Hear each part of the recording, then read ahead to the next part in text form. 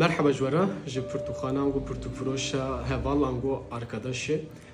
من ایروگو کاروامنا نو هات کاتش برتوکتی ده هزی بحثا وی بکم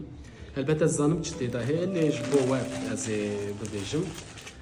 جارا عوله از کارو افا لپیشبریا پیشا و انگو ببیجم ده بکم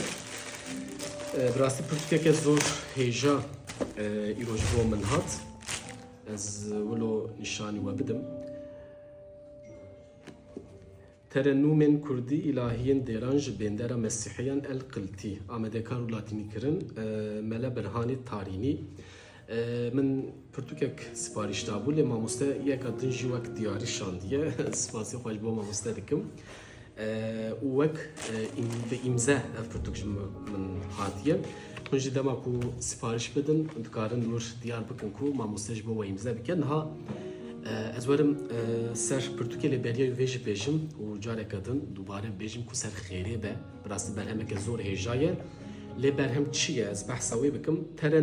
terenûmên Kurdî yani bi hawayekî ilahî em dikarin bêjin ev gotinên helbestêdan jî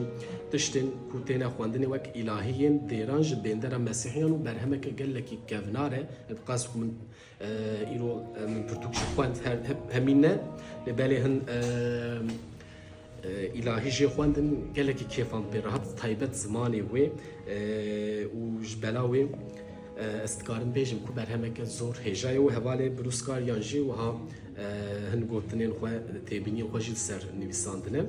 berhem wisa ye wekî me got ilahiyên di dêran da yên bi Kurdî yên Mesîhiyan yên Suryaniyan êdî ev Kurdin an jî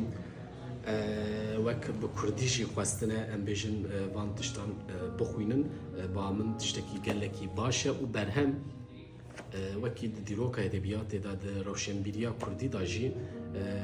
êdî cihekî pir baş muhîm girtiye yani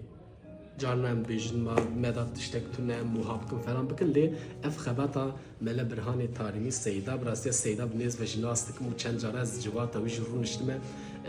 civata wî zor baş e û melayekî ciwan e û melayekî yani wiha him ji ilmê dînî û him jî ilmê dinyewî pir baş dizane û ez dikarim bêjim têr û tije bi rastiya hêj jî sohbetên wî têr nebûme ez her carê hewl didim li civatên wî rûnim înşallah ez ê niha biçûm mêrdin ez ê dîsa